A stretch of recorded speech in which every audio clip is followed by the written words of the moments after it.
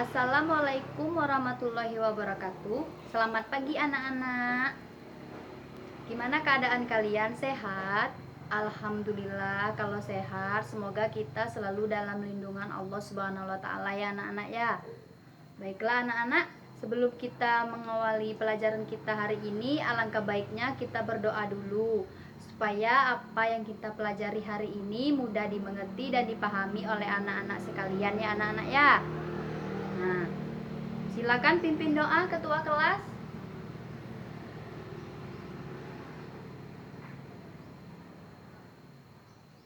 Baik, sebelum kita masuk pelajaran, Ibu mau absen dulu ya, supaya tahu siapa yang tidak hadir hari ini. Nusirwan, Melisa, Desi Aprilia, Mulyono, Nurika, Lanis, Mei, Yasi, Ella, Niken, Depi, Clarita, Desi Puspita, Nur Hasana, Sekar. Kemana Sekar? Alpa. Tolong ya anak-anak ya, Ibu ingin memberitahu kalian kalau Alpa tuh kan sayang kalian ya, tidak mengikuti pelajaran. Kalau tidak penting tidak usah Alpa, mending ke sekolah belajar cari ilmu. Nah, kalau penting nian tidak bisa dicegah, nah itu dibuat surat izin. Atau sakit, nah bisa di surat izin ya. Jadi guru tahu kalau kalian sakit, oh kalian kesini ada acara ini, jadi guru tidak membuat kalian alpah ya. Nah, baiklah anak-anak, selanjutnya kita hari ini belajar materi yang baru setelah minggu kemarin kita selesai materi sistem pencernaan ya. Oh iya, tugas yang minggu kemarin tentang sistem pencernaan sudah kalian kumpul. Gimana kalian ngumpulnya? Di meja ibu. Oh iya ya. Nanti ibu koreksi ya. Baiklah. Hari ini kita memasuki materi baru yaitu pertumbuhan dan perkembangan pada tumbuhan. Nah, sebelum ibu memasuki materinya, ibu ingin bertanya, siapa yang tahu apa itu pertumbuhan dan perkembangan pada tumbuhan? Ayo, siapa yang tahu? Ada yang tahu anak-anak? Ya, Yasi? Baik, ibu jelaskan ya. Jadi pertumbuhan itu adanya perubahan bentuk dikarenakan bertambahnya jumlah sel yang diikuti dengan pembesaran ukuran-ukuran sel yang membentuk makhluk hidup tersebut. Berarti pertumbuhan itu dikatakan pertumbuhan jika adanya perubahan bentuk. Ya, kalau tidak ada perubahan bentuk masih sama seperti semula, belum dikatakan pertumbuhan atau tumbuh. Mengerti anak-anak?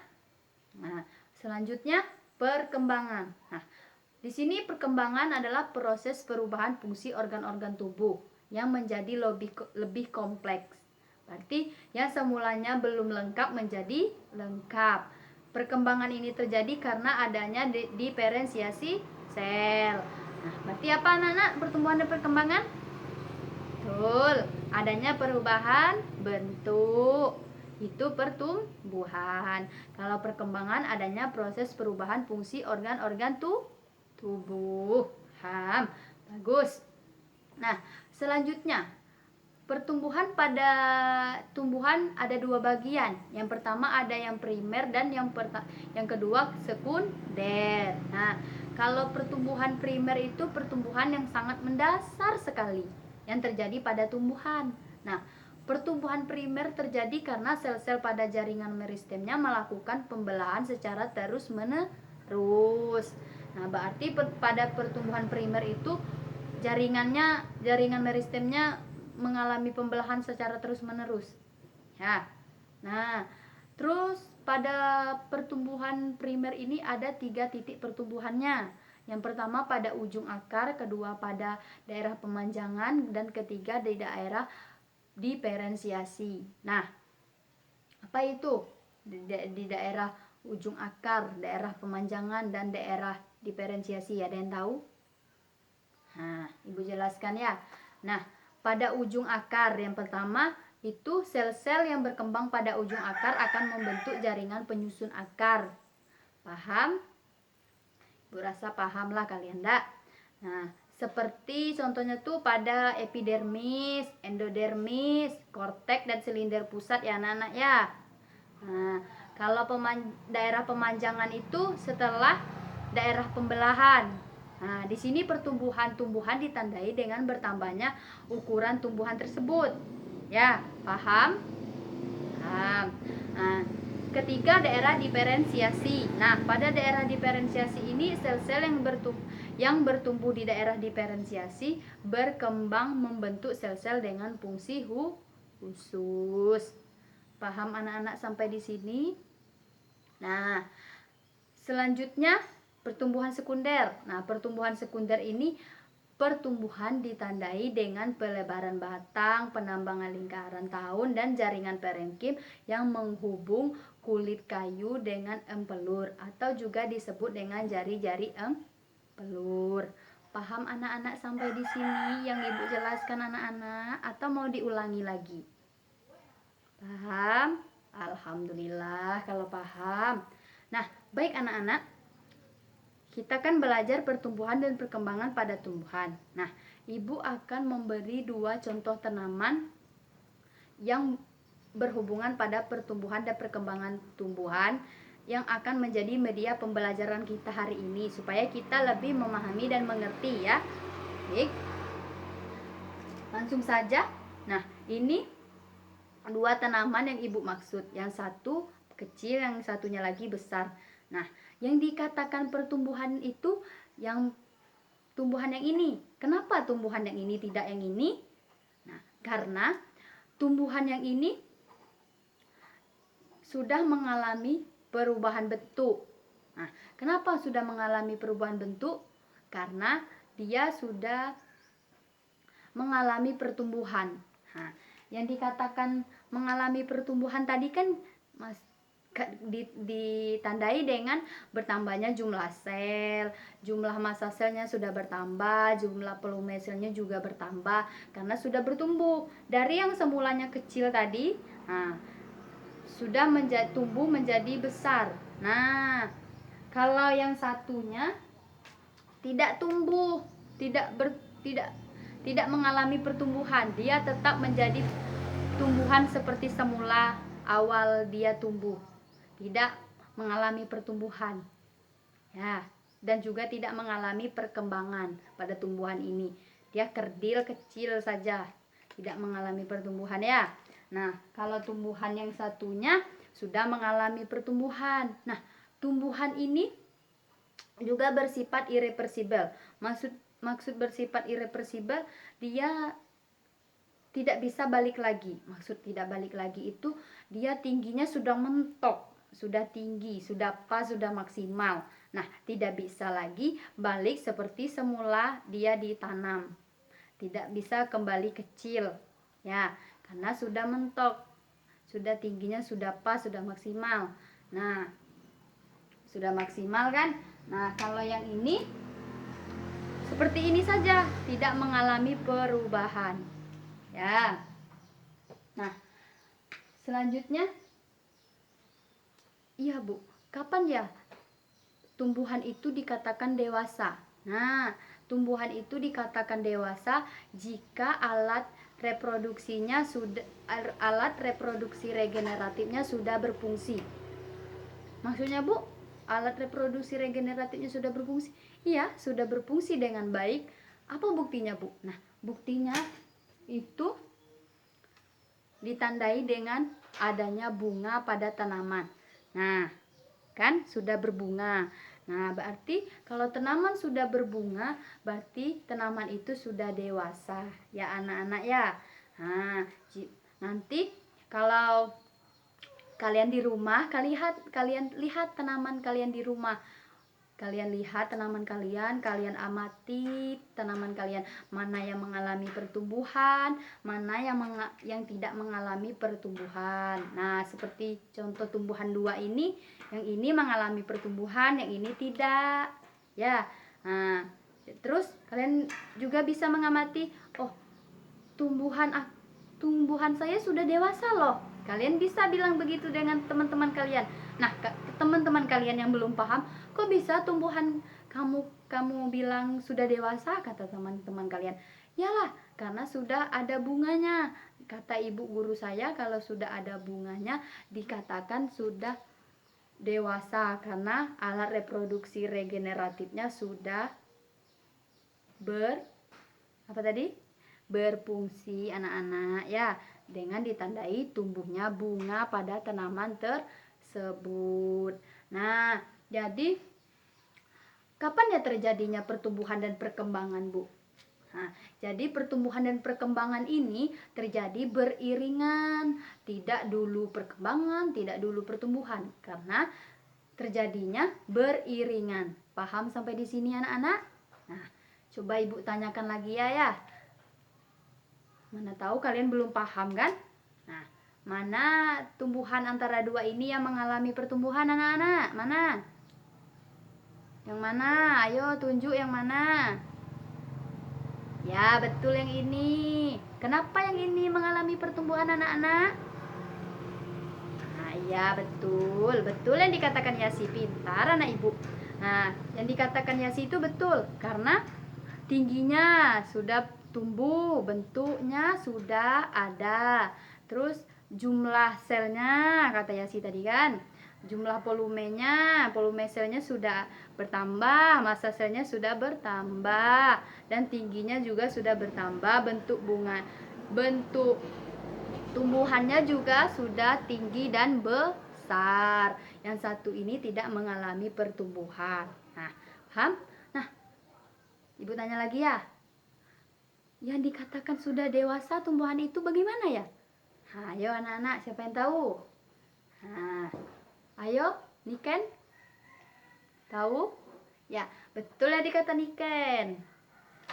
Kalau sudah ada bunganya, Bu, ya ditandai dengan ada bunga. Karena alat reproduksi regeneratifnya sudah berfungsi. Aduh, pintar anak-anak Ibu ya. Nah, baik. Itu sudah ada contoh dari pertumbuhan dan perkembangan pada tumbuhan. Sampai di sini anak-anak paham apa yang Ibu jelaskan? Paham anak-anak? Kalau tidak paham, ditanya. Jangan diam. Masa iya dari rumah ke sekolah, di sekolah diam saja, tidak ada dapat apa-apa? Kan yang rugi kalian. Ada yang kurang paham, silakan ditanya. Mumpung kita masih belajar, sama-sama belajar. Salah Ibu tidak ada marah dak? Ya, silakan. Paham? Nah, kalau paham.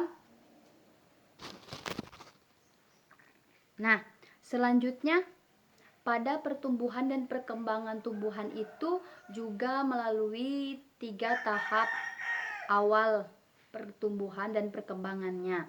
Apa saja anak-anak? Ada yang tahu anak-anak? Ayo, Nusirwan, Depi. Ya. Nah, baik Ibu jelaskan. Tahap awalnya ada 3, yaitu pertama pembelahan sel, kedua morfogenesis, dan ketiga diferensiasi seluler. Nah, Ibu jelaskan satu persatu ya anak-anak ya, biar jelas ya.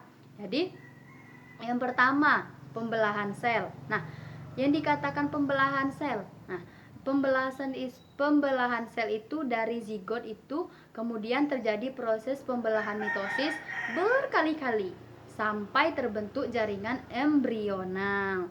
Berarti proses pembelahan mitosisnya berkali-kali ya, Bu? Iya, berkali-kali sampai terbentuknya jaringan embrional ya anak-anak ya. Paham? Nah, selanjutnya yang kedua, tahapnya morfogenesis. Apa itu morfogenesis? Dan tahu? Nah, jadi tahap morfogenesis itu perkembangan mulai dari perkembangan bentuk ya. Nah, ya.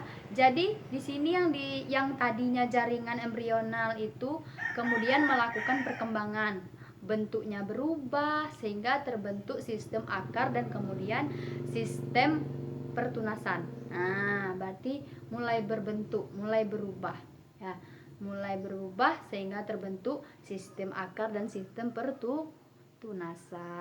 Nah, ketiga diferensiasi seluler. Apa itu Bu diferensiasi seluler? Nah, diferensiasi seluler itu terjadinya perubahan fungsi bentuk sehingga terbentuk bermacam-macam jaringan yang nantinya akan dipakai oleh tumbuhan tersebut saat apa? Saat melahirkan. Saat apa ya anak-anak? Saat dewasa. Nah, berarti tahap awal pertumbuhan dan perkembangan pada tumbuhan itu ada 3. Pertama pembelahan sel, kedua morfogenesis, ketiga diferensiasi seluler. Paham sampai di sini anak-anak?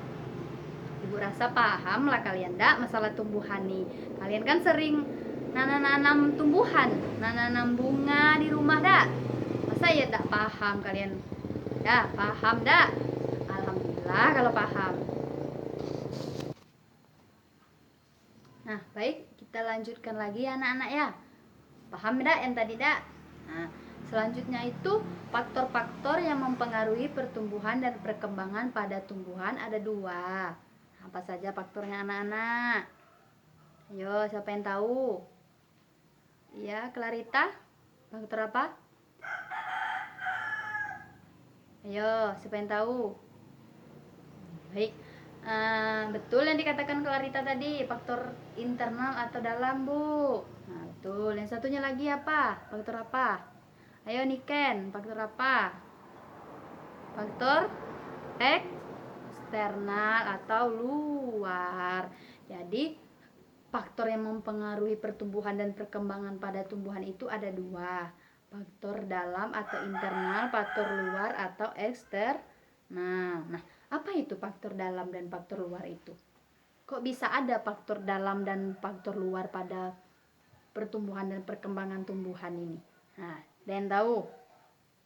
Ada yang tahu anak-anak?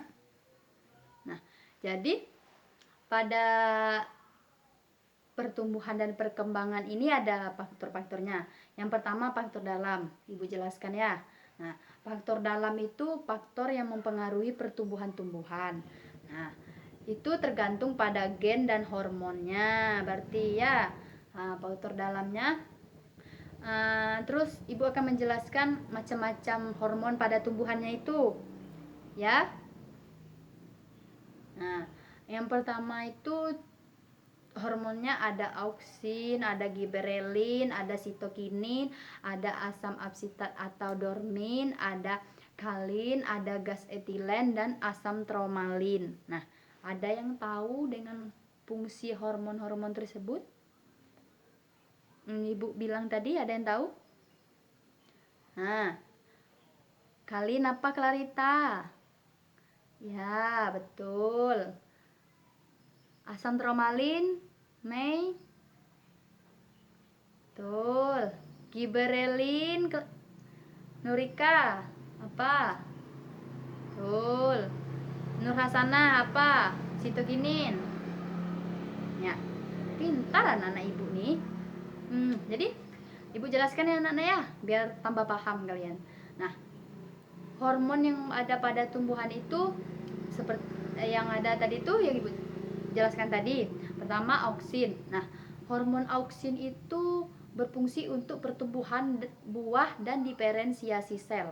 Nah, berarti kalau tumbuhan kita sudah berbuah, berarti hormon auksinnya sudah bekerja dengan baik pada tumbuhan itu, karena sudah terjadi pertumbuhan buah dan diferensiasi selnya.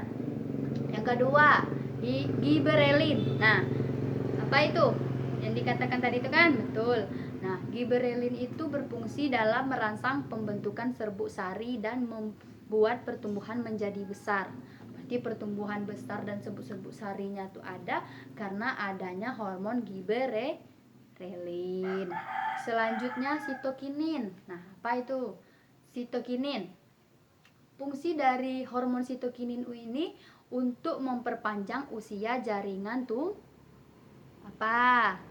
tumbuhan. Nah, jadi sitokinin ini untuk memperpanjang usia tumbuhan. Bukan hanya hewan dan manusia saja yang mempunyai usia.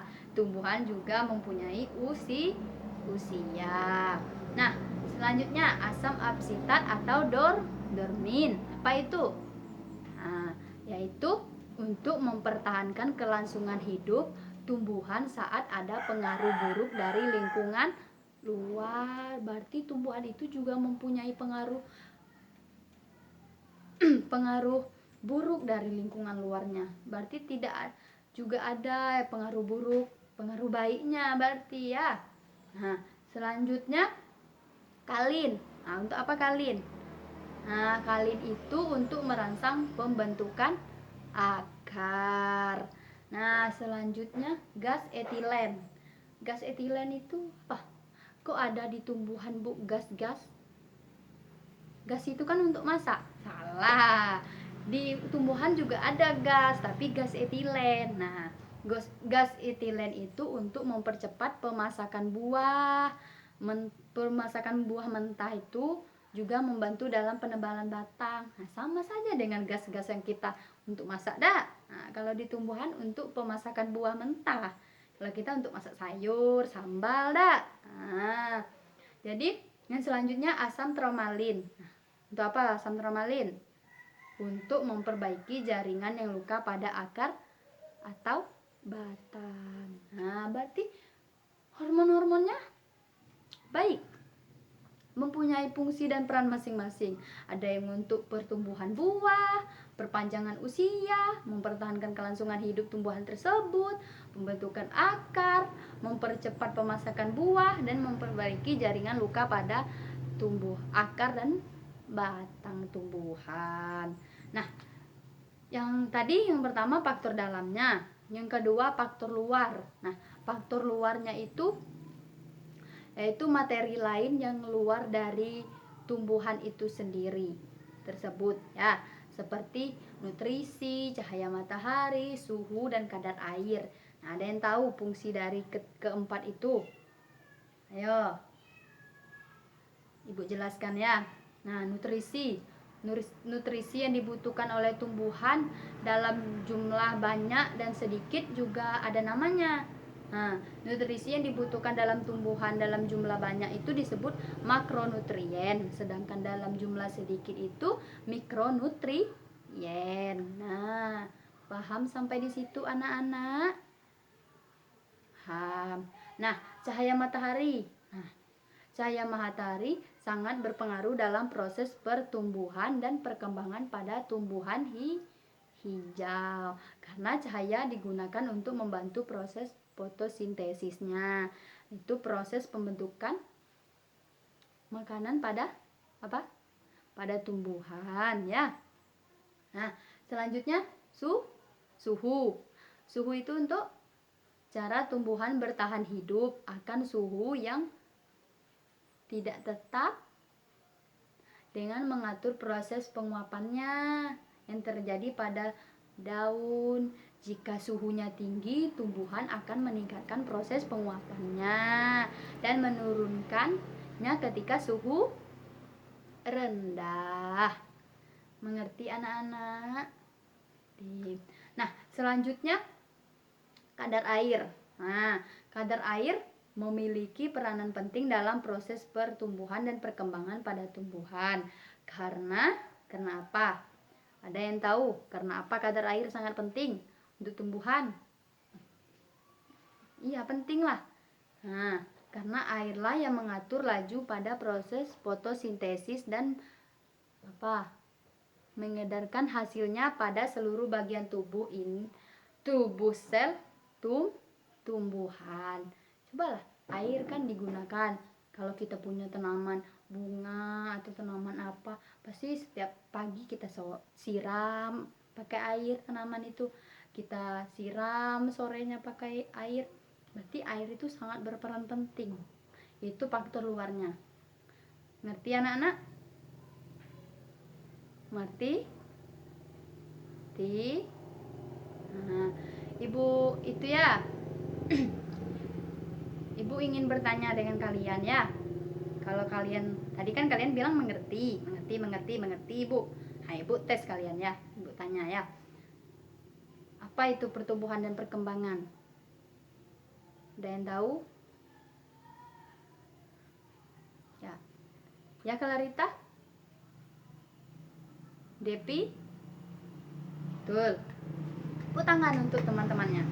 Jadi, pertumbuhan dan perkembangan. Nah, pertumbuhan adanya perubahan bentuk dengan ditambahnya jumlah sel, massa sel dan volume selnya bertambah. Ya, sedangkan perkembangan proses perubahan apa? Fungsi organ-organ tubuh. Ya, anak-anak ya.